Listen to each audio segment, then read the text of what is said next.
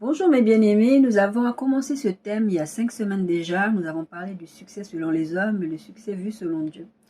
Nous avons développé sur ce sujet et nous avons dit que les gens ont tendance à voir le côté négatif dans nos vies en pensant que nous qui prions à un Dieu qui ne nous exauce pas, comment se fait-il que notre Dieu ne nous exauce pas? Et la plupart des gens arrivent à la conclusion que Dieu n'est pas si puissant que ça ou que Dieu est tenu en échec parce que dans la mentalité des gens, le diable est plus fort, ou les sorciers sont plus forts, ou les gens qui font les fétiches sont plus forts, etc., etc., etc., tout ce que vous voulez. Mais j'ai abordé ce thème avec vous déjà sur les 4 semaines ensuite, pour vous dire qu'il y a des choses qui font que Dieu n'agit pas dans nos vies parce que Dieu ne viole pas ses règles. Et si tu violes toi les règles de Dieu, il ne peut rien faire pour toi. La seule chose on va en parler en conclusion tout à l'heure, pour changer les choses, c'est vraiment de se tourner vers Dieu pour que nous puissions re-rentrer dans son plan. Mais en tout cas, Dieu a des règles qu'il émet et qu'il édite. Et quand il dit que c'est comme ça, il ne viole pas lui-même ses règles. Et même, je vous ai dit, même quand il veut nous punir ou il veut que quelque chose nous arrive, il veut que nous comprenions quelque chose, comme il a envoyé par exemple son peuple en déportation, plein de choses que le peuple d'Israël a vécu. Il va utiliser le diable pour nous apprendre des leçons. Dieu va sous-traiter sur le diable parce que lui, il ne peut pas le faire. Tout comme il ne peut pas mentir, il ne peut pas faire le mal, il ne peut pas faire certaines choses. Donc il va utiliser le diable qui est déjà mauvais pour faire les choses. Et d'ailleurs, ça me fait penser à cet exemple de, petite parenthèse, du Pharaon, quand la Bible dit, Dieu endurcit le cœur de Pharaon pour empêcher le peuple de sortir d'Égypte. Et quand on regarde ce texte, on a tendance à penser que le Pharaon, il était là tranquille, il n'avait pas le cœur endurci, c'est Dieu qui lui a endurci le cœur, puisque la Bible le dit. Et on parlera, par exemple, par rapport au fait, un des points que j'ai abordé, c'était la mauvaise interprétation des Écritures. Mais la vérité, c'est que le cœur de Pharaon était déjà endurci. Dieu utilise déjà ce qui est là, le mauvais. Et je ne sais plus dans quel texte de l'Ancien Testament où il y a le conseil de Dieu qui se réunit et Dieu demande qui ira faire ça. Et quelqu'un dit, moi, j'irai leur donner un esprit de mensonge. C'est la partie du corps du diable qui fait ça. Dieu ne peut pas faire certaines choses. De la même manière, si en tant qu'enfant de Dieu, nous voulons être bénéfice de ce que Jésus a payé comme qu'à la croix et que nous puissions être bénéfice des bénédictions que Dieu a prévues pour nous, des plans de bonheur que Dieu a prévus pour nous, il y a des règles que nous ne devons pas violer. Il faut vraiment faire un distinguo entre les épreuves que Dieu permet pour nous fortifier, pour changer notre caractère, parce que pour nous emmener où il veut nous emmener, il va changer notre caractère. Vous ne pouvez pas être la même personne il y a 10 ans que vous êtes aujourd'hui, maintenant, si vous êtes un enfant de Dieu, c'est pas possible. Donc il faut vraiment faire le distinguo entre ça, entre les épreuves que Dieu permet et les exaucements de prière ou les bénédictions qui sont attachées au fait que nous sommes enfants de Dieu. Et en tant qu'enfants de Dieu, nous avons droit à beaucoup de choses. Et je vous disais la semaine dernière qu'il y a des choses que nous ne savons pas à quoi nous avons droit et nous ne les réclamons pas ou pour plein de raisons. Mais la vérité, c'est que nous avons des droits. Mais autant nous avons des droits, autant nous avons aussi des devoirs. Le devoir qui est d'obéir à Dieu, de ne pas faire ce qu'il nous interdit de faire. En fait, c'est de rentrer, je vous en ai parlé il y a 6 semaines en arrière, de malédiction, ce qui est le fait, en fait, c'est pas que Dieu va te faire quelque chose, c'est que Dieu a édité sa règle. Si tu as violé sa règle, en fait, tu es sous le coup de la malédiction, dans le sens où ce qui est attaché de négatif au truc que tu as violé, bah, va t'arriver, parce que c'est comme ça que Dieu est, c'est comme ça qu'il édite ses règles, et c'est pour ça qu'il y a beaucoup de gens dans le monde occulte qui profitent des règles que Dieu a éditées pour s'enrichir, pour faire plein de choses. C'est pas qu'ils n'y arrivent pas, ils y arrivent, parce qu'ils sont en train, bien sûr, de violer les règles de Dieu pour les utiliser contre Dieu. Mais c'est là, Dieu s'en charge très très bien, nous n'avons pas besoin de venir là-dessus. C'est juste pour vous donner un contexte et un exemple pour vous dire que Dieu a des règles. Si tu arrives à comprendre les règles de Dieu, tu peux les contourner. Tout comme il y a des lois en France, moi je vis en France, il y a des lois en France, on va te dire par exemple, déclare ça, déclare ça, déclare ça, et il y a des gens qui contournent les lois. Mais pour autant, le jour où tu te fais pincer, tu as des sanctions. La différence avec Dieu, c'est que Dieu sait ce que tu es en train de faire. Dieu use de patience beaucoup avec les êtres humains.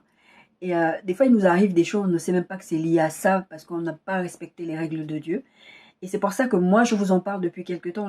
C'est pas une liste exhaustive, c'est la liste, encore une fois, que j'ai avec mes recherches, avec l'aide du Saint-Esprit, que je vous propose.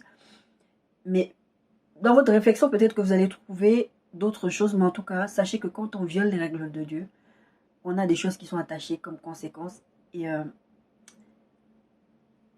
il faut simplement qu'on se règle devant Dieu pour pouvoir régler la situation. Alors, je vais récapituler. On est vraiment, normalement, aujourd'hui, on est dans la dernière semaine, parce que les plus gros points, on les a abordés Quand je dis les plus gros points, ce n'est pas les plus gros points par ordre d'importance ou quoi que ce soit. C'était vraiment les plus gros points qui nécessitaient vraiment d'aller un peu plus en profondeur. Encore qu'on a abordé, pas si en profondeur que ça, parce que c'est des sujets qui demandent vraiment beaucoup plus que ça. Mais c'était vraiment, on a pris vraiment le temps, par exemple, sur l'impudicité pour vraiment réfléchir là-dessus. Mais encore une fois, je vous ai dit, l'impudicité, c'est un sujet qu'on abordera dans un autre truc, parce que c'est vraiment un gros sujet. L'impudicité, vraiment l'immoralité sexuelle entraîne beaucoup de choses dont les gens n'ont pas conscience. Et c'est pour ça qu'on a beaucoup de difficultés. Donc, pour revenir à ce qui peut empêcher Dieu d'agir dans nos vies, en partie 1, nous avons vu le péché en général dans le sens de rapter la cible. Il y a quelque chose que je ne vous avais pas dit en vous parlant du péché en général, c'est que je vous ai dit, en fait, quand tu ne fais pas ce que Dieu te demande de faire, ce que Dieu attend attend de toi, et je vous avais parlé de ce texte de Ésaïe 59, 1, 2, qui dit que, en fait, c'est pas que Dieu ne veut pas te donner, c'est juste, ce sont tes péchés qui empêchent Dieu d'agir dans ta vie. Mais par contre, je vous ai aussi dit, parce qu'on a tendance à voir le péché, le côté négatif, on a fait quelque chose. Mais je dois vous rajouter, que probablement, je ne l'ai pas dit dans les précédentes vidéos, c'est aussi ne pas faire... En fait, ne pas faire, non seulement ne pas faire ce que Dieu te demande de ne pas faire, mais c'est aussi, par exemple, Dieu t'attend quelque part et tu ne le fais pas.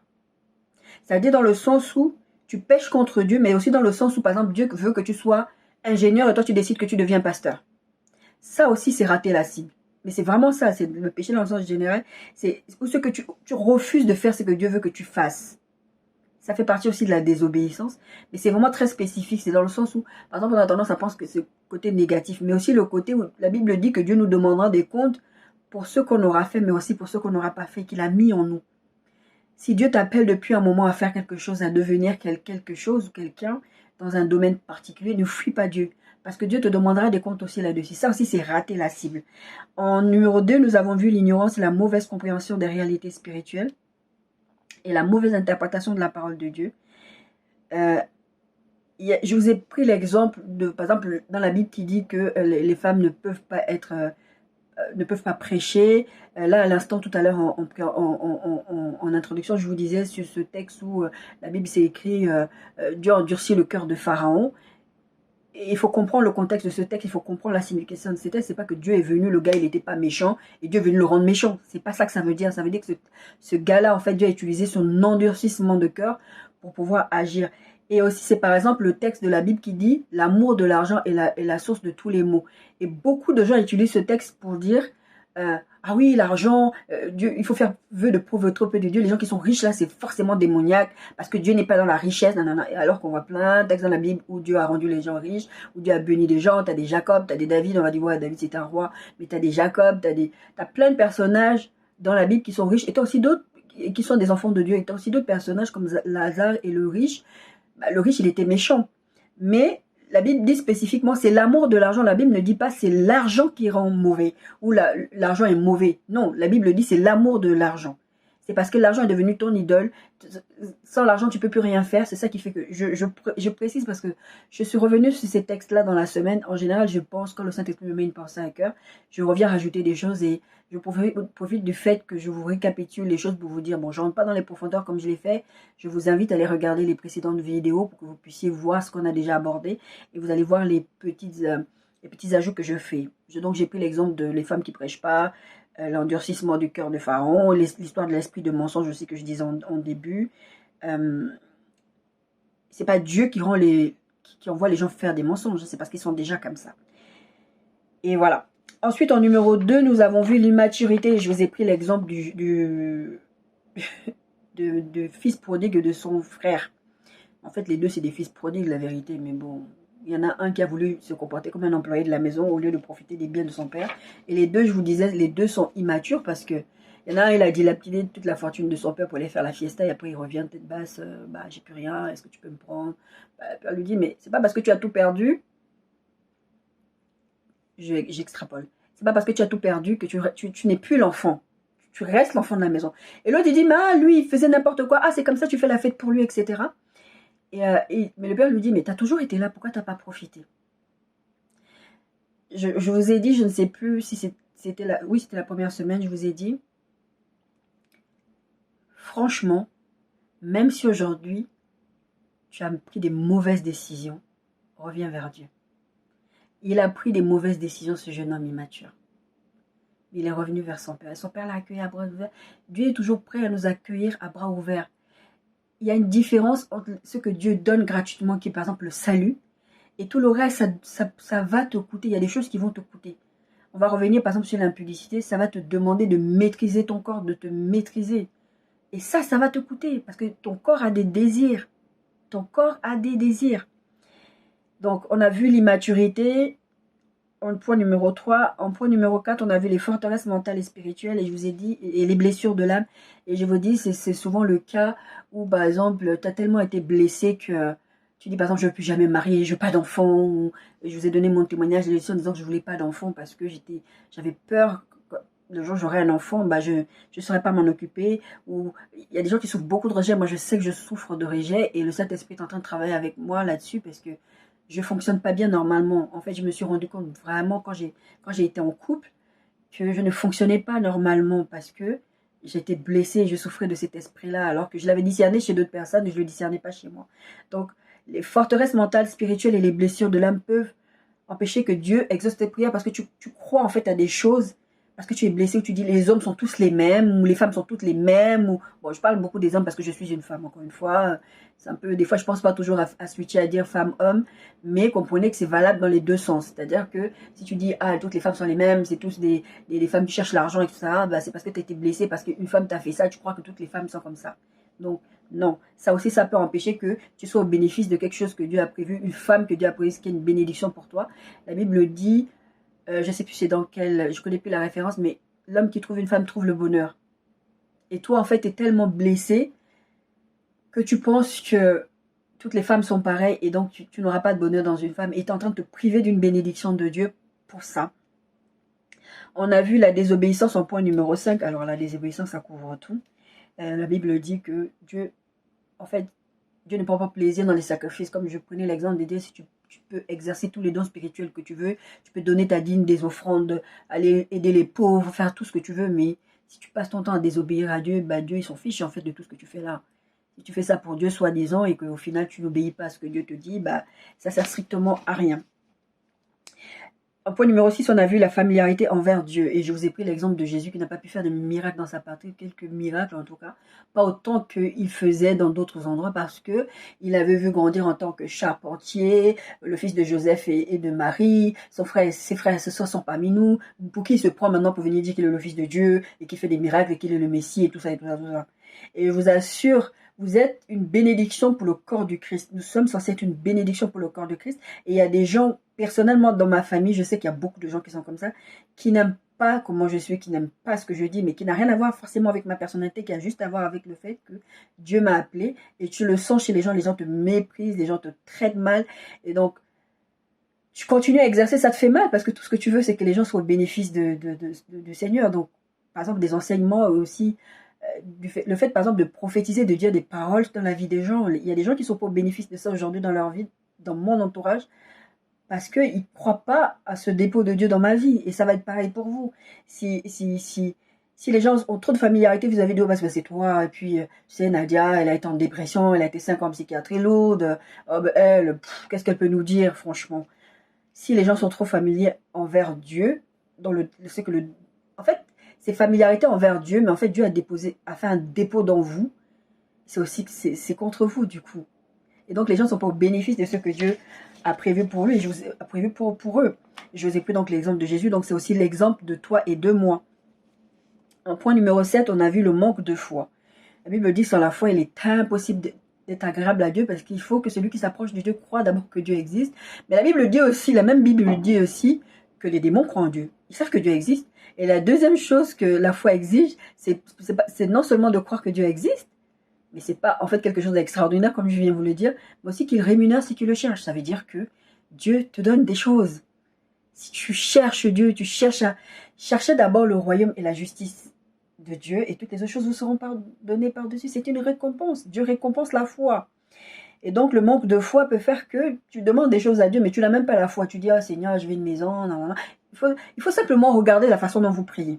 Je vous ai donné un exemple, je crois, la semaine dernière ou même bien avant, je vous disais, Seigneur m'a dit, fais ta demande, dis-moi ce que tu veux pour le logement où tu veux. Moi, j'étais là, ah, mais Seigneur, je suis pas prioritaire, tu comprends. Ceux qui sont dans la région, moi, je viens de la région parisienne, moi, je veux être la mère. Le Seigneur m'a dit, sois audacieux, demande. Et donc, le manque de foi va faire que vous n'allez pas oser demander des choses et vous n'allez pas être au bénéfice, ou vous allez prier des choses vous allez dire de votre bouche et dans votre cœur, vous n'y croyez pas. J'ai quand même une petite solution pour vous par rapport à ça. Moi, j'aime bien dire aux gens, parle à ton âme.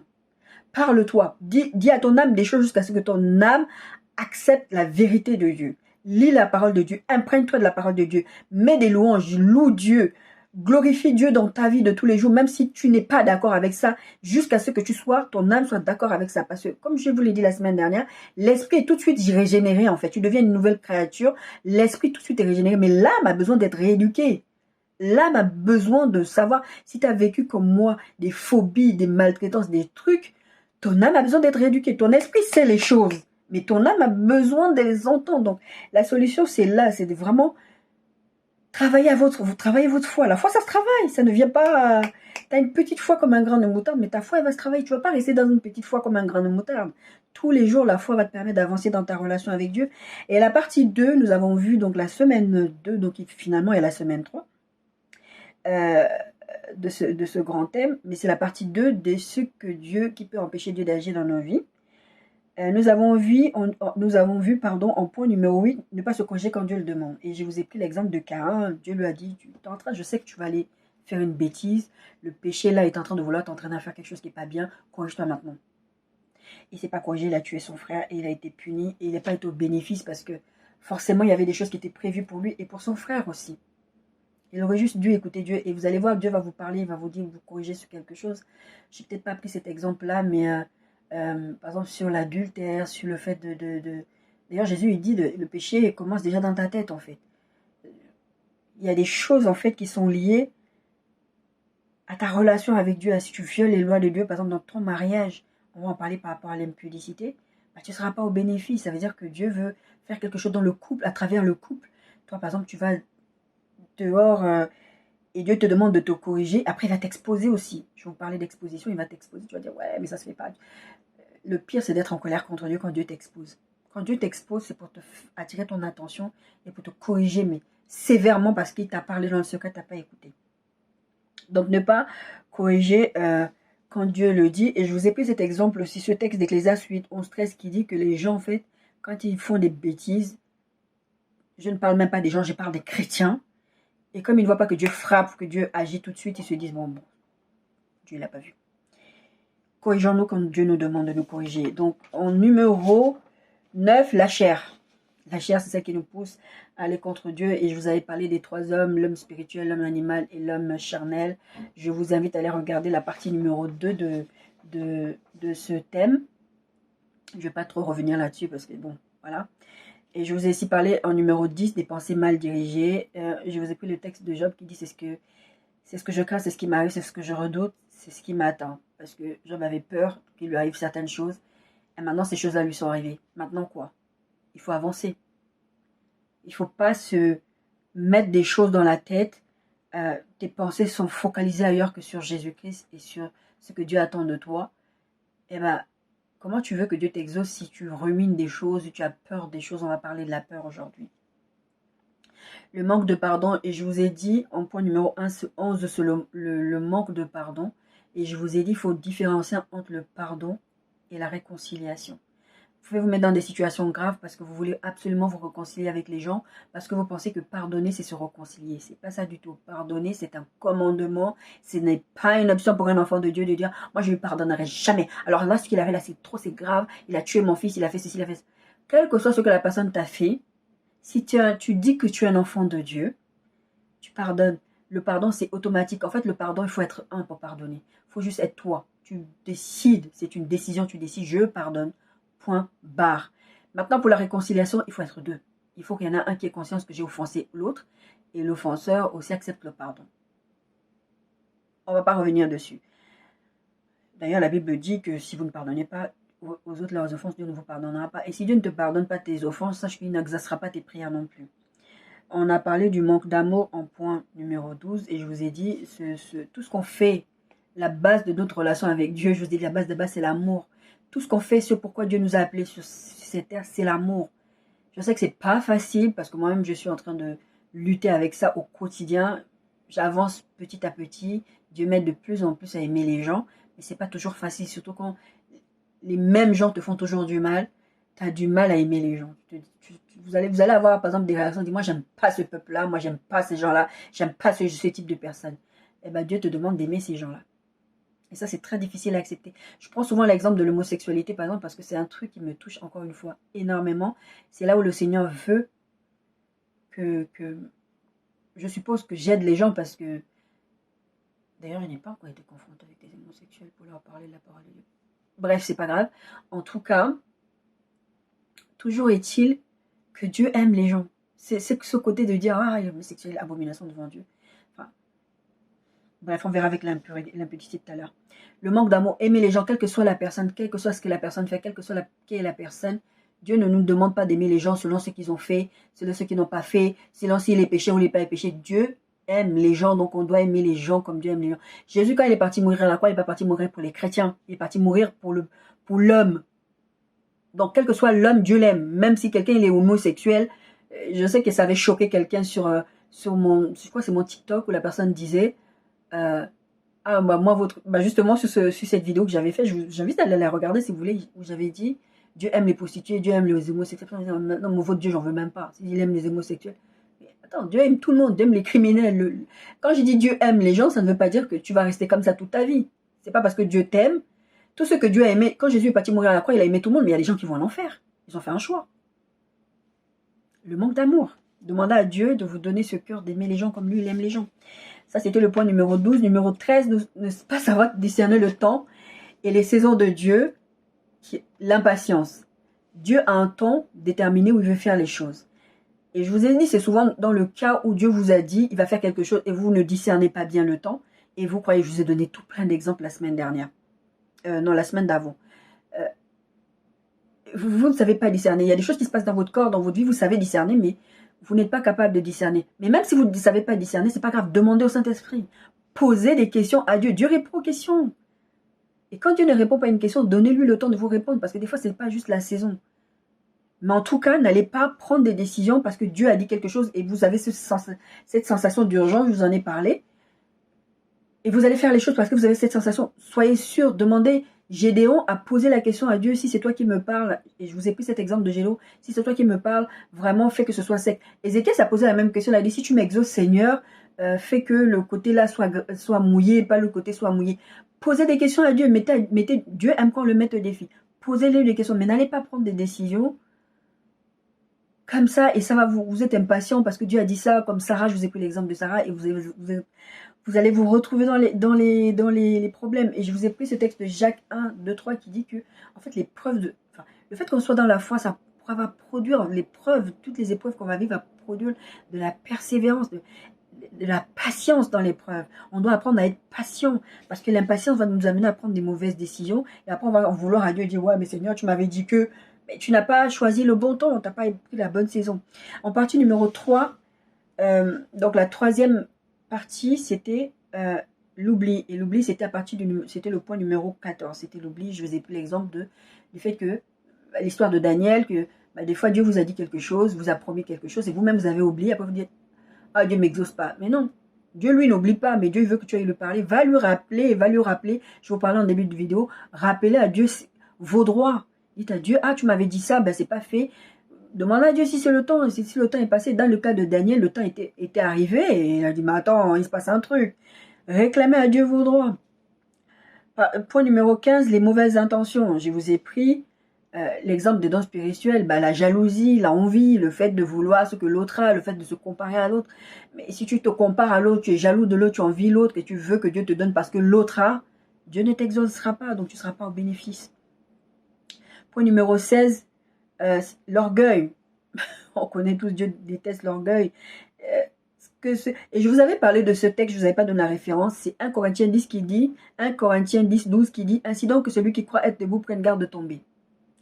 Je vous avais pris mon exemple qui va venir juste après, qui est l'impudicité. Moi, je croyais que, oh là là, moi, jamais, il y a des trucs que je ferais, jamais, jamais, jamais. Et en fait, il faut juste se dire qu'on est sous la grâce, que Dieu est grâce, que Dieu nous fait grâce tous les jours. Seigneur, je compte sur ta grâce tous les jours parce que croire que vous êtes capable par vous-même, vous allez tomber. Vous allez tomber. Je vous assure, Dieu déteste les orgueils. Point numéro 17, et là je vous ai parlé beaucoup de ça dans tout le listing que je vous ai donné, l'impudicité. L'impudicité empêche. Dieu d'agir dans vos vies. Je vous ai donné mon propre témoignage où le Seigneur me dit, mais en fait, tu m'as empêché d'agir, tu as lié mes mains parce que tu étais en train de me désobéir. Moi, je voulais que tu aies accès à cette bénédiction et tu n'as pas. Et pour vous dire, j'ai rompu avec cette personne aujourd'hui. Parce que c'était devenu insupportable. Alors que Dieu avait dit que c'était lui. Je ne sais pas qu'est-ce que l'avenir me réserve, mais en tout cas, j'ai rompu avec cette personne, je ne pouvais pas. C'était devenu tellement douloureux, c'était devenu tellement difficile. Et moi-même, jusqu'à encore aujourd'hui, je travaille sur l'histoire de la culpabilité. Parce que l'impudicité aussi, ce que ça a fait, c'est que ça te plonge dans... Quand tu aimes Dieu, hein, parce qu'il y a des gens, ça ne les dérange pas de vivre dans l'impudicité, dans l'immoralité sexuelle. Et je vous parlais tout à l'heure de l'homosexualité. Moi, je ne comprends pas comment les gens peuvent hiérarchiser le péché. Vous pensez, il y a des... Les gens vivent de façon impudique tous les jours. C'est-à-dire qu'il y a, je vous prenais l'exemple de couples qui se marient tous les jours dans l'église et couchent ensemble jusqu'au jour du mariage, ils couchent ensemble. Mais par contre, si on leur parle d'homosexuel, pour eux, abomination devant l'Éternel. C'est le même péché, c'est l'immoralité sexuelle. Quand vous êtes dans l'immoralité sexuelle, sachez que Dieu, vous empêchez Dieu d'agir. Non content de ça, vous prenez les malédictions des gens avec qui vous couchez. Vous prenez, et eux, ils prennent votre bénédiction. Il y a des transferts qui se font dans le monde spirituel dont vous n'avez pas conscience. Et je vous disais, franchement, si ça vous fait peur, tant mieux. Je l'ai appris à mes dépens. Et si vous pouvez ne pas passer par là, sincèrement, n'y allez pas. N'y touchez même pas. N'essayez même pas. Joseph a laissé sa tunique avec Madame Potiphar parce que il ne voulait pas ni pécher contre son mère, ni pécher contre Dieu. Et regardez comment Dieu a élevé Joseph. Comment Dieu a récompensé Joseph. Parce il aurait couché avec cette femme, il aurait tout perdu. La vidéo d'aujourd'hui va être un peu longue parce que du coup je récapitule. Je préfère toujours récapituler parce que je trouve ça important. Mais je vous invite à aller regarder les précédentes vidéos pour voir les points plus en détail. En point numéro 18, nous avons vu tout le manque de persévérance. Et je vous ai pris l'exemple du juge inique. Et en fait, ce texte, la Bible dit, Luc 18, 1, 8 dit, Jésus leur adressa une parabole pour montrer qu'il faut toujours prier et ne point se relâcher. Donc vous avez prié pour un sujet, des fois vous n'insistez pas, vous priez, mais c'est bon, vous passez. Il n'y a pas vous râler que Dieu ne vous exauce pas. Mais il y a des sujets pour lesquels il faut continuer. En tout cas, tant que tu n'as pas eu l'exaucement, continue de prier, ne te relâche pas. Prie, prie, prie, prie. Éphésiens 6, 18 dit, faites en tout temps par l'Esprit toutes sortes de prières, de supplications, veillez à cela avec une entière persévérance et prier pour tous les saints. Partie numéro 19. Aujourd'hui qu'on entame, c'est la partie numéro 4 et le point numéro 19. Parce que quand je dis partie numéro 4, c'est parce qu'il y a jusqu'à présent, on est rentré dans 4 vidéos de ce que Dieu, ce qui peut empêcher Dieu d'agir dans nos vies, donc d'exaucer nos prières en fait. Donc aujourd'hui, nous sommes à la partie numéro 4 et comme nous suivons un listing de points, nous sommes sur le point numéro 19. Alors, point numéro 19, la peur. 1 Jean 4, 18, 19 dit ceci. La crainte n'est pas dans l'amour, mais l'amour parfait bannit la crainte. Car la crainte suppose un châtiment. Et celui qui craint n'est pas parfait dans l'amour. Pour nous, nous l'aimons parce qu'il nous a aimé le premier. Et je vais reprendre aussi ce texte de Job qui dit, c'est ce que je crains, c'est ce qui m'arrive, c'est ce que je redoute, c'est ce qui m'atteint. Job 3, 25. Si on reprend ce texte de Job 3, 25, je vous avais expliqué que Job, c'est quelqu'un qui faisait des sacrifices, il avait peur qu'il lui arrive certains trucs. Il faisait des sacrifices pour ses enfants, il faisait des sacrifices pour ceci, il faisait des sacrifices. Finalement, ça lui arrivait. Bon, tout ce que tu as craint, ça t'est arrivé. Maintenant, tu fais quoi? Est-ce que ça vaut la peine de vivre dans la peur? L'amour parfait bannit la crainte. L'amour parfait vers qui? Vers Dieu. Dieu nous a aimés le premier. On n'a pas à avoir peur, mais pourtant on vit dans les peurs. Ça aussi, c'est un processus dans notre vie d'enfant de Dieu, de travailler à ne pas vivre sous la peur. Parce que la peur, je vous dis, moi je suis en train de travailler sur un sujet dans ma vie qui est une phobie qui me pourrit la vie. Mais depuis l'enfance, à un moment donné, ça s'est arrêté. Et je vous ai dit, en fait, le fait d'être retombé dans l'impudicité, bah, c'est ça qui a fait que cette peur est revenue. Cette phobie est revenue. Une des conséquences de l'impudicité a fait que cette peur est revenue. La peur peut empêcher parce que tu as peur qu'il t'arrive quelque chose. Et Dieu ne va pas t'exaucer parce que tu as peur, parce que tu n'oses pas. Parce que je vous ai dit plusieurs fois, dans vos prières, soyez audacieux. Dieu nous demande d'être audacieux. Des fois, on a peur de casser la tête à Dieu. On a peur que, si je demande ça. Par exemple, on se dit, je veux un homme, moi je suis une femme, je veux un homme comme ça, je n'oserais pas demander à Dieu parce que, bon, ça fait très, comment dirais-je, ça fait très, c'est quoi le mot? C'est le bout de la langue, j'arrive pas à le sortir. Ça fait très superficiel, pardon. On a l'impression, attendez, Dieu nous a créés. Dieu nous a donné des yeux, Dieu nous a donné un nez, une bouche, des oreilles. Dieu nous a donné des goûts. Vous pouvez demander, ça ne veut pas dire que Dieu va vous donner forcément ce que vous voulez, mais ça veut dire que vous avez le droit de désirer des choses. Vous n'avez pas à avoir peur que si je demande ça à Dieu, ben Dieu ne peut pas m'exaucer. Par exemple, si je demande à Dieu une maison, ma fille m'a dit, c'était quand? C'était la semaine dernière, je crois, ou il y a 2 semaines, elle m'a dit, maman, quand je serai grande, j'aurai une Tesla. Je lui ai dit, si c'est que tu veux une Tesla, demande à Dieu une Tesla, tu auras une Tesla, tu auras les moyens de te payer une Tesla. Il ne faut pas vous limiter. Et d'ailleurs, la même fille, elle était plus jeune quand elle m'avait dit ça.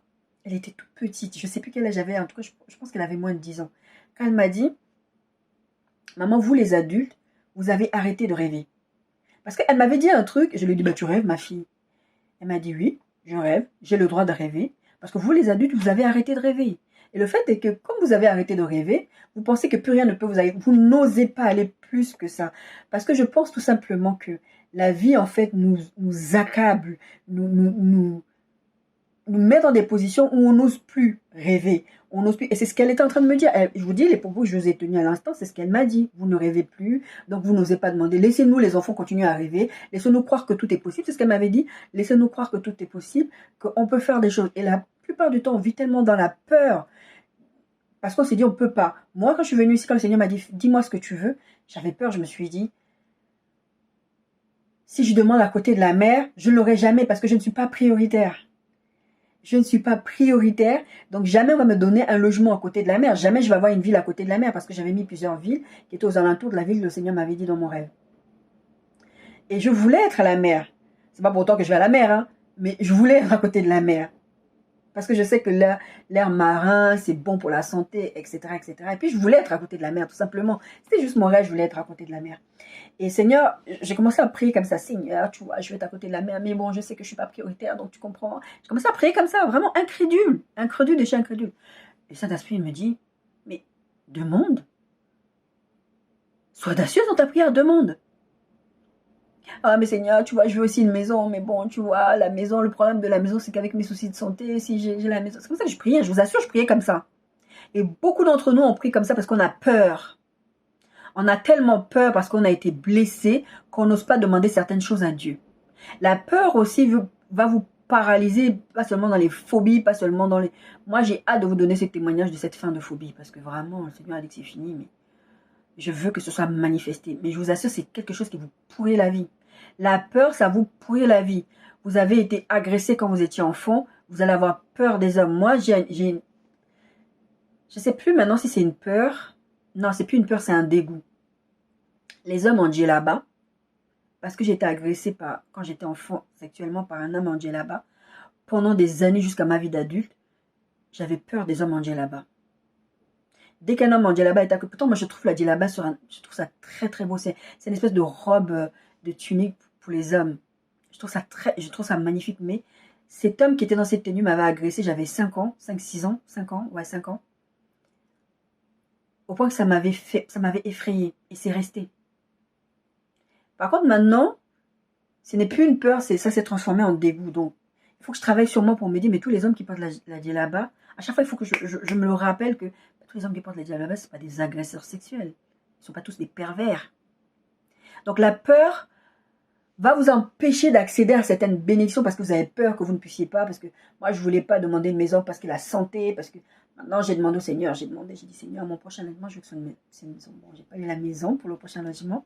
Ça, c'est pour un prochain témoignage. Mais en tout cas, j'ai demandé au Seigneur que je voulais un jardin. Mon prochain logement, j'ai un jardin. Soyez audacieux. N'ayez pas peur. N'ayez pas peur parce que vous allez casser la tête à Dieu. N'ayez pas peur des circonstances. N'ayez pas peur de votre santé. N'ayez pas peur de toutes ces choses. La peur n'est pas de Dieu. La peur va juste vous paralyser. C'est pas Dieu qui veut pas vous exaucer. C'est que votre peur vous empêche. Ça bloque la communication avec Dieu. Et même si Dieu a envie de faire quelque chose, il ne peut pas parce que vous avez peur. Soyez audacieux dans ce que vous demandez à Dieu. Alors, 1 Jean 4, 18, je vous ai lu ça, que l'amour parfait bannit la crainte, et je vous ai parlé de l'exemple de Job. Alors ça, c'est aussi un point. J'espère que je ne vais pas trop prendre de temps là-dessus. Numéro 20. Point numéro 20, le mauvais environnement, le mauvais endroit de ta destinée. Il y a des gens qui sont censés être en Afrique et sont venus en Europe. parce qu'il voulait trouver une meilleure vie. Mais Dieu te veut en Afrique. Et tout ce que tu fais, tout ce que tu entreprends, même si tu arrives à avoir du succès à un moment donné, ça s'écroule. Parce que tu n'es pas dans le lieu de ta bénédiction. Dieu est allé voir Abraham, Genèse 12, 1 à 7, il lui dit, l'Éternel dit à Abraham, va de ton pays, de ta patrie et de la maison de ton père dans le pays que je te montrerai. Verset 2, je ferai de toi une grande nation, je te bénirai, je rendrai ton nom grand et tu seras une source de bénédiction. Il y a des endroits où Dieu vous veut parce qu'il veut vous bénir. Il veut que vous soyez une source de bénédiction pour d'autres. Et comme vous n'y êtes pas, vous n'êtes pas au bénéfice de ça. Non seulement vous n'êtes pas bénéficiaire, mais vous empêchez d'autres gens d'être au bénéfice de ça. Parce que vous n'êtes pas à l'endroit où vous devez être. Le mauvais environnement, le mauvais quartier. Moi, j'étais dans un quartier en région parisienne. J'étais là pendant un moment. C'est mes parents qui m'avaient amené là parce que c'était eux qui avaient aménagé là. À un moment, j'en avais plus ma place là. J'ai fait la partie que Dieu voulait que je fasse. Dieu m'a utilisé à cet endroit. Mais à un moment donné, le Seigneur m'a dit, maintenant tu quittes tout. Mais quand il m'a dit, tu quittes tout, j'ai quitté tout le monde. C'est en venant ici, après toutes les difficultés et plein de choses qui se sont passées dans ma vie, que j'ai compris. Et je suis sûre que j'ai même pas encore tout compris. Que j'ai dit, le Seigneur savait ce qu'il faisait quand il m'a envoyé ici. Dieu m'a écarté de tout plein de dramas, de tout plein de problématiques. Même au niveau de ma santé, de la prise en charge de ma santé, il y a des choses qui ont été prises en charge ici, qui sont en recherche, qui sont prises au sérieux ici, alors qu'en région parisienne, on est en train de me dire, oui, mais c'est dans votre tête. Parce que vous savez, comme vous avez été psychologiquement un peu, tout ça là, les maladies, c'est dans votre tête. On découvre des choses qu'on n'aurait jamais découvert parce qu'à Paris, ils ne prenaient même plus les choses au sérieux. Parce que c'est dans ma tête. Il y a tout plein de choses, je vous parle de ma santé, de ma vie, même ma vie. J'étais censée me marier, aujourd'hui, c'est le statu quo, c'est bon, voilà, si c'est fini, c'est fini. Je refuse, petite parenthèse, je refuse de brader ma relation avec Dieu pour une relation amoureuse, même si Dieu est derrière ça. Soyez ferme, c'est une petite parenthèse, mais soyez ferme avec vous-même. Ne bradez pas votre relation avec Dieu pour une relation amoureuse. Si Dieu vous a promis, Dieu fera ce qu'il a à faire. Si c'est pas la personne, c'est pas la personne. Même si Dieu a dit c'est la personne, si cette personne t'amène dans le péché, n'y va pas. Parce que ça aussi, on verra dans le point d'après, ça peut empêcher Dieu d'exaucer tes prières. Le mauvais environnement. N'ayez pas peur. Arrêtez de croire que parce que c'est difficile, parce que là où je suis, il n'y a pas le travail, il n'y a pas ceci.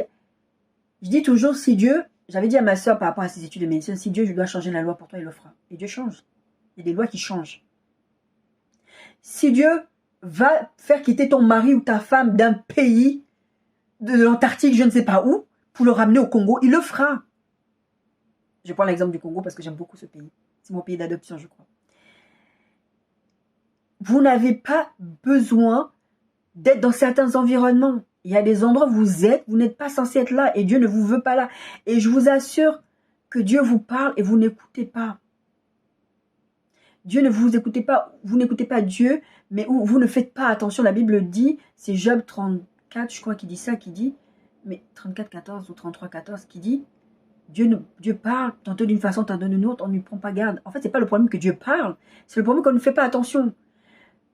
Sur mon appel dans ma vie, le Seigneur me parlait ça en rêve depuis des années, et je n'y prenais pas garde parce que pour moi, c'était pas, comme je vous disais, la mauvaise interprétation de la parole. Je croyais que c'était pas pour les femmes. La Bible, c'est écrit que les femmes ne prêchent pas. Donc, j'allais dans les directions qu'il fallait pas. Si vous n'êtes pas dans l'environnement, le Seigneur m'a envoyé ici. Il vous montre les choses dans les rêves depuis longtemps. Dans les rêves. Et je vous ai déjà dit, j'attends le feu vert du Seigneur. Parce que quand j'ai commencé cette chaîne YouTube, c'est parce que le Seigneur m'a donné une injonction. Et je l'ai commencé. J'avais vraiment pas envie parce que, comme je dis souvent, j'aime pas montrer ma tête sur Internet. Mais, j'ai eu une injonction, non. Il y a des sujets précis sur lesquels le Seigneur m'a donné des enseignements spécifiques qu'il veut absolument que je traite. Et il y a des sujets que j'ai l'impression que je ne maîtrise pas. Donc, je veux vraiment que le Seigneur m'aide parce qu'il a toujours fait jusqu'à maintenant. Et je veux les partager avec vous. Et je partagerai sur le sujet des rêves avec vous. J'ai déjà beaucoup là-dessus. Mais je vous assure, Dieu vous parle. Il y a longtemps, Dieu t'a dit, bouge de là. Sors de cet endroit-là. Quitte de cet endroit où tu es. Quitte là. Va là-bas. Et je viendrai aussi sur l'histoire du mariage. Les gens qui sont là tous les jours en train de dire aux autres, reste là jusqu'à ce que la personne va mourir parce que tu dois rester là. C'est pas parce que tu as commis une erreur en épousant quelqu'un que tu dois rester et perdre ta vie pour rien. Oui, Dieu peut restaurer les mariages, Dieu peut changer les cœurs. On a entendu des témoignages là-dessus, mais soyez sûrs que Dieu est avec vous dans ce truc. Oui, j'assume ce que je dis. Soyez sûr que Dieu vous a envoyé. Ça m'énerve de voir des gens qui souffrent. Ça m'énerve de voir des gens qui meurent, des enfants tabassés qui souffrent, parce que une fois que tu es marié, c'est trop tard, tu ne peux plus revenir en arrière. Et la question que je vous pose, c'est une petite parenthèse. Est-ce que vous pensez que Dieu vous aime? Si vous pensez que Dieu vous aime, est-ce que vous pensez que le Dieu qui vous aime peut vous laisser dans une situation qui est dangereuse où vous souffrez juste parce que tu as fait une bêtise? Jésus est parti mourir pourquoi à la croix? Excusez-moi, ça c'est un truc c'est un sujet qui me met super en colère. Dieu vous aime. Ça, c'est un truc que vous ne devez jamais oublier. Dieu vous aime. Ne laissez pas les gens vous forcer à vivre des choses que vous n'êtes pas censé vivre parce que les gens veulent vous ramener à leur niveau. Qui que ça puisse être. Jésus il a dit, je suis venu pour apporter les paix dans les familles. Les paix, c'est la parole de Dieu. Parce qu'à un moment donné, pour obéir à Dieu, vous allez passer par des choses. Alors si vous avez désobéi un moment à Dieu dans votre vie, c'est un péché, vous avez péché contre Dieu, repentez-vous et demandez au Saint-Esprit de vous conduire à la prochaine destination. Mais n'acceptez pas de subir des choses parce que les êtres humains veulent vous enfermer, vous mettre la tête dans le sable. N'acceptez pas. Pour revenir, parenthèse fermée, pardon, parce que ça c'est vraiment un sujet qui m'énerve, mais vraiment qui m'énerve. Et je sais que c'est aussi l'appel que Dieu a mis dans mon cœur pour aller vraiment aider à son peuple à comprendre, à rentrer en intimité avec lui, à comprendre c'était quoi son cœur. Dieu veut que les gens sachent c'est quoi son cœur. Et aujourd'hui, il y a beaucoup de pasteurs, malheureusement, qui entraînent les gens loin de la face de Dieu parce qu'ils ne comprennent pas le cœur de Dieu. Alors, si vous n'êtes pas dans le bon endroit, je reviens. Vous n'êtes pas dans le bon environnement, le mauvais endroit de ta destinée, bah, tu n'es pas au bénéfice. Dieu, il a dit à Abraham, je te bénirai, je bénirai. D'autres seront bénis à travers toi. Mon bien-aimé, ma bien-aimée, il y a un endroit où tu es en ce moment, où Dieu ne te veut pas et tu as l'impression que Dieu ne t'exauce pas. Mais c'est parce que tu n'es pas à l'endroit là où tu devrais être. Alors reviens vers Dieu et demande-lui. Donc je vous ai dit, c'est Genèse 12, 1, 7, lisez-le. Et vous allez voir ce que Dieu... Et on connaît l'histoire d'Abraham. Comment Dieu a changé son nom pour qu'il devienne le père d'une multitude. Et c'était pas déjà quelqu'un qui était pauvre à la base de ce que j'ai compris quand j'ai lu la Bible. Mais Dieu l'a rendu encore plus riche. Et c'était quelqu'un qui n'avait pas d'enfant. Et Dieu lui a donné une postérité. Et Dieu veut te faire du bien, mon bien-aimé. Dieu veut te faire du bien, ma bien-aimée. Mais tu n'es pas à l'endroit où tu es censé être. Va voir le Seigneur, demande-lui. Et moi, je vous assure, le Seigneur m'a chamboulé. A chamboulé mon quotidien. Je vous assure, le Seigneur a permis à ce qu'il arrive des choses à ma fille. Ma fille se faisait harceler au niveau de l'école. Elle se faisait agresser physiquement. Heureusement qu'elle se défendait. À un moment donné, j'ai dit, Seigneur, c'est pas possible. Fais quelque chose, c'est pas possible. Elle ne peut pas vivre ça. C'est pas normal. Et j'ai commencé, franchement, je crois que c'est le Saint-Esprit tout simplement qui me faisait comprendre, tu n'es pas à l'endroit de ta destinée. Et quand ça a commencé à remuer en moi, je suis allée poser la question à Dieu, Seigneur, si ta volonté que je reste dans ce quartier, alors fais quelque chose. Mais si ta volonté n'est pas que je reste ici, dis-moi ce que je dois faire. Et là, le Seigneur était ouvert pour me parler. Mais il faut déjà que vous soyez ouvert pour accepter la sentence, entre guillemets, de Dieu. Mais la sentence dans le bon sens. Si tu as tout quitté de l'Afrique pour venir en Europe, il faut que tu sois prêt à entendre que Dieu te dit de retourner en Afrique. Et si tu es en Afrique et que tu veux rester, par exemple, en Afrique, il faut que tu sois prêt pour que le Seigneur te dise de quitter, par exemple, aller au Canada. Ou aller, je ne sais pas, en Chine. Il faut que tu sois prêt. Si tu n'es pas prêt à entendre Dieu te parler, te dire de changer d'environnement, effectivement. Mais je peux te dire, ta vie va être bloquée parce qu'il y a des choses auxquelles tu dois être au bénéfice et auxquelles tu n'es pas au bénéfice. Tout simplement parce que tu n'es pas à l'endroit de ta destinée. Tu n'es pas dans le bon environnement. Je vous ai pris l'exemple de moi-même, de ma fille. Ma santé, ma fille, elle vivait des trucs, c'était horrible. Tout allait partout. À l'église où on allait, ça n'allait pas. Enfin, il y avait plein de trucs. Le Seigneur voulait à un moment que je sois dans cette église, à un moment il voulait que je parte et je suis partie. Bon, partie avec des embrouilles, mais bon, c'était pas de mon fait. Bien sûr qu'il y en a qui viendront dire que c'était de ton fait, mais bon, on connaît la vérité. J'ai ma conscience pour moi devant le Seigneur. Toujours est-il que si vous n'êtes pas dans le bon environnement, il y a des choses qui vont être bloquées dans votre vie. Vous allez avoir l'impression que c'est Dieu qui bloque, mais ce n'est pas Dieu qui bloque. C'est parce que vous n'êtes pas au bon endroit de votre destinée. Si Abraham était resté en Chaldée, il n'allait pas être le père d'une multitude. Il n'aurait jamais eu d'enfant. Il serait là avec ses plans B. De son neveu, que Dieu l'a séparé même, et de son serviteur. Ah, c'est peut-être lui qui va me donner. Il n'aurait pas eu sa propre postérité. Dieu veut sortir une postérité de toi. Et je ne parle pas simplement d'enfants. Il y a des choses que Dieu veut sortir de toi. Peut-être que tu dois ouvrir un orphelinat en Afrique. Peut-être que tu dois faire tout plein de choses en Haïti. Peut-être que tu dois faire des choses en Martinique, en Guadeloupe. Et tu n'es pas à ta place parce que tu es parti ailleurs. Reviens vers le cœur de Dieu. Cherche le cœur de Dieu. Cherche la face de Dieu. Et il te dira et tu partiras. Moi, je suis venue en Bretagne, j'ai personne jusqu'à maintenant. Je suis en train de préparer mon déménagement. Je sais que Dieu est à l'œuvre. On n'a personne ici. Mais Dieu sait ce qu'il fait. Et jusqu'à maintenant, ça fait 5 ans qu'on est ici. Je vous assure, je bénis Dieu. Je bénis, souvent j'en parle avec ma fille, je lui dis, qu'est-ce que tu en penses? Et toi, elle dit, ah non, franchement, je suis contente qu'on soit venu ici. C'est vrai qu'il y a des choses qui lui manquent. Comme moi, il y a des choses qui me manquent. Moi, ce qui me manque le plus, c'est les épices et tout ça que je trouve à côté. Les faux cheveux, là, pour me coiffer et tout. Mais sinon, à part ça, non.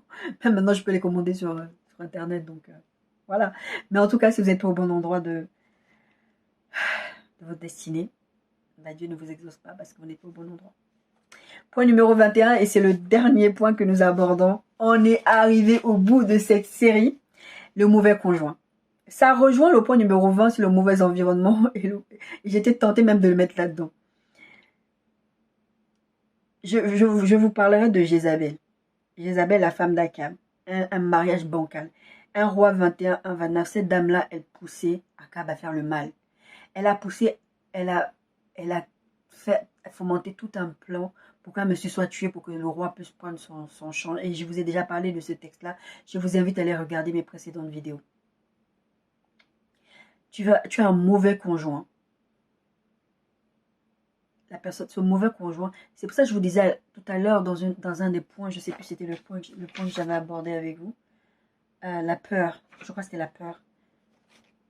Ça m'énerve parce que la Bible dit que ne séparez pas ce que Dieu a uni. Et beaucoup de gens utilisent ce texte pour dire ne divorcez pas. Dieu ne veut pas que nous nous marions avec nous parce qu'effectivement Dieu peut te dire de rester dans un mariage qui n'est pas beau, enfin où tu n'es pas bien.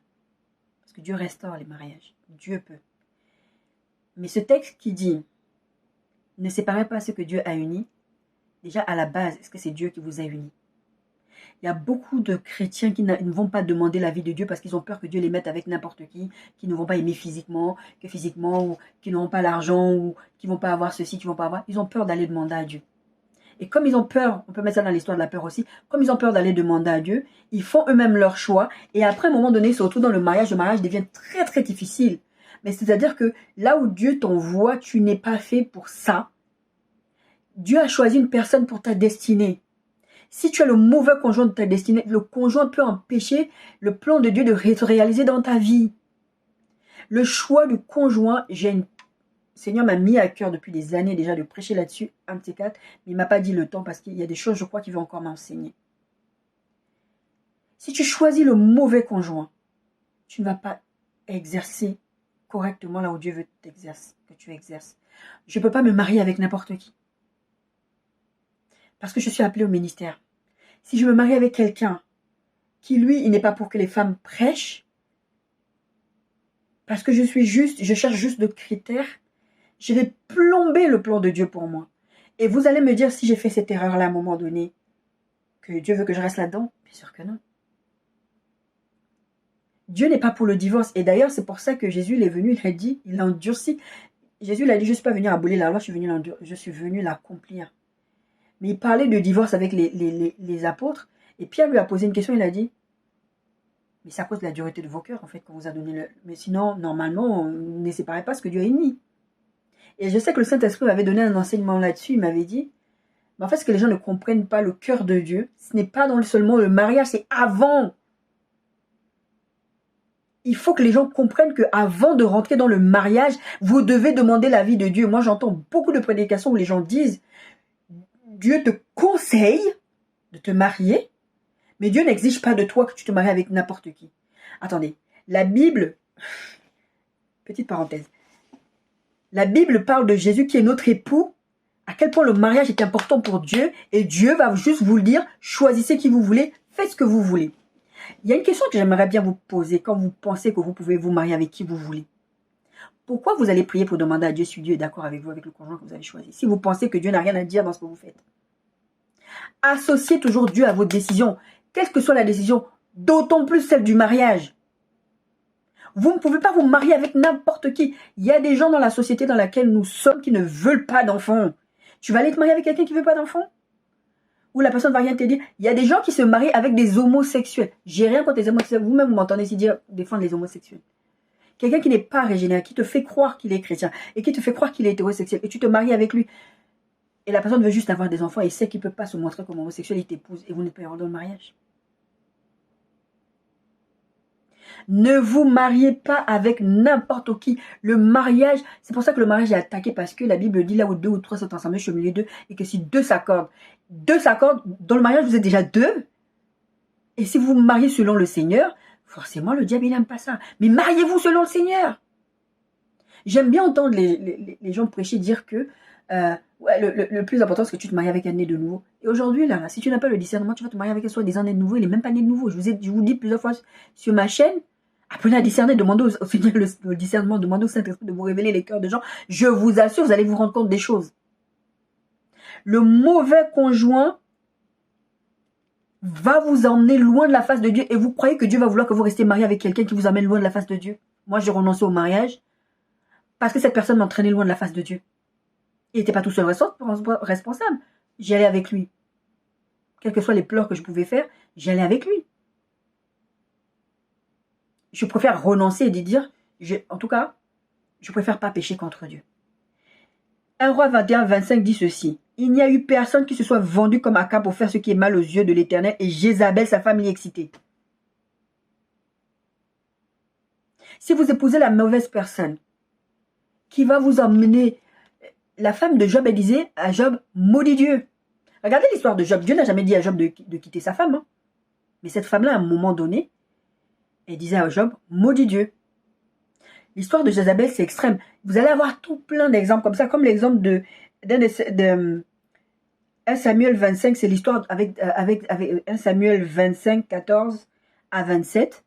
C'est l'histoire de David. Il y a une dame qui s'appelle Abigail, qui est mariée avec un mec qui s'appelle Nabal. Et d'ailleurs, Nabal, je crois, son méchant, on va dire que son nom, ça veut dire il est méchant ou quelque chose comme ça. Et cet homme-là, il était tellement mauvais qu'il n'a pas voulu aider David, alors que David l'avait protégé, son troupeau avait protégé son terrain. Et maintenant, à un moment donné, je crois qu'ils ont eu faim, ils ont demandé à manger. Et le gars, il a dit, vous êtes des rebelles, parce qu'il savait que David était en train d'aller... Je crois qu'il avait déjà pris le trône. Et il a considéré que toi, tu es un rebelle, toi, tu as pris la place de Saül, nanana. Et à un moment donné, dans cette affaire, David c'était un sanguin aussi, un peu comme Moïse. David, c'était un sanguin. David s'est fâché, il était prêt à le tuer, à le massacrer. C'est la femme de Nabal qui a plaidé, qui a dit, pardon, mon Seigneur et tout. Elle leur a donné à manger, à s'occuper. Elle était mariée avec le mauvais. Elle était mariée avec le mauvais. Vous ne pouvez pas croire que le choix du conjoint... Librement, moi j'ai entendu des gens dire, librement, je choisis qui je veux. Et je fais ce que je veux. Je me rappelle il y a quelques années, quand je redonnais ma vie, j'ai dit ça toujours, quand j'ai redonné ma vie au Seigneur, j'avais cette problématique avec le fait d'être seule. Pas la solitude en soi, parce que je suis quelqu'un de très solitaire là, en vérité. Mais je voulais avoir un conjoint, et comme j'avais un problème d'impudicité déjà à la base, je vous ai pas dit ça dans l'impudicité, mais se marier, c'est pas en se mariant qu'on sort des problèmes d'impudicité. Je vous assure, si vous avez un problème avec l'impudicité, quand vous êtes marié, vous allez toujours être impudique. Dans vos propos, dans votre façon de faire. Donc, réglez d'abord ce truc-là avec Dieu, pour que quand vous allez vous marier, ne croyez pas comme l'apôtre Paul a dit que si vous voulez, mariez-vous. Non, vous n'allez pas régler vos problèmes. Si vous aimez aller vous regarder les films porno, vous regardez les prostituées, tromper vos conjoints, vous allez continuer à faire ça dans le mariage. Réglez ça d'abord devant le Seigneur. Le mauvais conjoint va vous emmener à faire des choses que Dieu ne veut pas que vous fassiez. Va vous entraîner loin de la face de Dieu. Et Jésus ne peut pas être mort à la croix pour que vous soyez malheureux ou que vous désobéissiez à Dieu. Après, comme je dis, Dieu restaure. Dieu restaure. Vous pouvez, d'abord, la première étape, votre première réflexion, c'est pas de se dire on va divorcer. Sauf pour ceux qui sont en danger. Par contre, moi j'aime bien quand les pasteurs prêchent et qu'ils disent la Bible dit, vous ne divorcez pas, sauf en cas de mort. Pourtant, j'entends aujourd'hui des hommes de Dieu prêcher en disant, sauf en cas de violence. Excusez-moi, c'est pas écrit dans la Bible, sauf en cas de violence. C'est jamais écrit dans la Bible.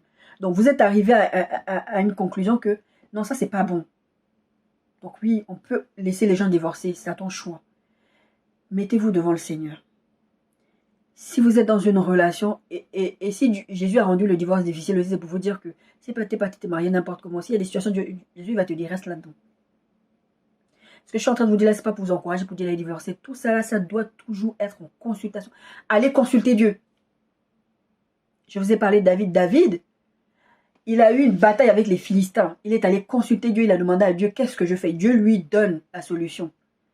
Même configuration se reproduit, je ne sais plus combien de temps après, les Philistins les attaquaient tout le temps. Les Philistins qui sont devenus un peuple, vraiment, ils les embêtaient tout le temps. Même configuration, il n'a pas dit, ah, comme la première fois, Dieu, j'ai fait comme ça, Dieu m'a dit de faire comme ça, donc je vais refaire la même. Il est reparti consulter Dieu. Même si vous avez envie de divorcer, moi, ce que je suis là en train de vous dire, c'est pas allez divorcer, faites ce que vous voulez, parce que vous êtes marié avec quelqu'un de comme ça, comme ça, comme ça. Moi, le truc de la violence, des maltraitances, il y a des enfants qui sont dans des foyers aujourd'hui qui sont violentés par leurs parents, mais je parle même pas de la violence physique, de la violence sexuelle. Vous pouvez pas demander à une femme de rester mariée à un type comme ça. Et c'est pas écrit dans la Bible que une femme doit rester avec son mari qui violente ses enfants. Alors, s'il vous plaît, les amis, s'il vous plaît, ne mettez pas les poids sur le dos des gens.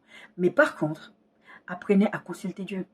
Avant, c'est ça que le Saint-Esprit m'avait expliqué, c'est à cause de la dureté de votre cœur, ça veut dire, avant même de vous marier, vous n'avez même pas demandé l'avis de Dieu. C'est ce que le Saint-Esprit m'avait dit. Vous vous mariez avec qui vous voulez, et après vous êtes là, oh, Seigneur, ça ne marche pas. Il y a des gens aussi, de l'autre côté, qui sont mariés avec la personne de leur destinée, et décident d'aller tout mettre, tout envoyer balader parce qu'ils trompent, parce qu'ils ont trouvé une autre personne qui est mieux. Et les bénédictions qui sont attachées à la personne avec qui tu étais marié, tu vas tout perdre parce que tu vas avec quelqu'un d'autre. Ça aussi, c'est les mauvaises choses. Moi, j'entends souvent les trucs qui se font, ah, mais l'amour, ça se commande pas. Ah, mais si je quitte ma femme, c'était la bonne femme de ma destinée. Parce que tu vois, même toi, tu as dit que la femme de la... Non, consultez Dieu avant. Apprenez à prier pour votre conjoint avant de vous marier. C'est important pour Dieu le mariage. Je vous dis, la Bible parle de cette métaphore de Jésus qui est l'époux et tout ça, et que nous sommes l'épouse. Quelque chose qui est aussi important pour Dieu. Vous pensez qu'il veut que vous mariez avec n'importe qui, juste parce que, bon, si les chrétiens, c'est bon. Consultez Dieu. Demandez à Dieu son avis dans tout ce que vous faites. Alors voilà mes bien-aimés, nous arrivons au terme de cette vidéo et au terme de cette série. Je ne vais pas récapituler, sinon ça va prendre beaucoup de temps. J'ai déjà beaucoup récapitulé. Si vous voulez que Dieu vous exauce, apprenez à faire confiance à Dieu. Apprenez à mettre tout ce que vous faites. Faites-le pour la gloire de Dieu et demandez à Dieu de vous sonder, demandez au Saint-Esprit de vous sonder, de vous dire où ça ne va pas. Parce qu'encore une fois, le but, ce qu'on veut, c'est qu'on soit au bénéfice de qu'on soit au bénéfice de ce que Dieu a prévu pour nous. Et que nous, on soit bénis, mais qu'aussi les autres soient bénis. Et je ne vous l'ai pas beaucoup dit dans cette vidéo, dans les précédentes vidéos, mais je vous l'ai dit aujourd'hui. Dieu veut que nous soyons, nous aussi, source de bénédiction. Ce n'est pas que pour nous. David, quand il a vaincu Goliath, si vous regardez l'histoire, il y a d'autres personnes qui se sont mis à vaincre les autres Goliath aussi. Parce que David avait été le précurseur. À un moment donné, vous devez être la source. Vous devez inspirer d'autres personnes. Jean 15, 7 dit ceci. Si vous demeurez en moi et que mes paroles demeurent en vous, vous demandez ce que vous voudrez et cela vous serait accordé. Ça résume tout ce qu'on a vu. Si vous demeurez en moi et que mes paroles demeurent en vous, c'est-à-dire vous faites toujours ma volonté, demandez ce que vous voulez et Dieu vous l'accordera. Psaume 37, 4, 6. Fais de l'Éternel tes délices et il te donnera ce que ton cœur désire. Cherchez d'abord le royaume et la justice de Dieu. C'est ce que ça veut dire ce texte aussi. Je ne l'ai pas mis dans ma conclusion. Et toutes ces autres choses vous seront données en plus. Cherchez d'abord le cœur de Dieu. Cherchez d'abord à faire plaisir au cœur de Dieu. Et demandez à Dieu, il vous accordera. Psaume 37, 4, 6, je vous l'ai lu, fais de l'Éternel tes délices et il te donnera ce que ton cœur désire. Verset 5, recommande ton sort à l'Éternel, mets-lui en ta confiance et il agira. Verset 6, il fera paraître ta justice comme la lumière et ton droit comme le soleil à midi. 1 Jean 3, 21, 22 dit ceci.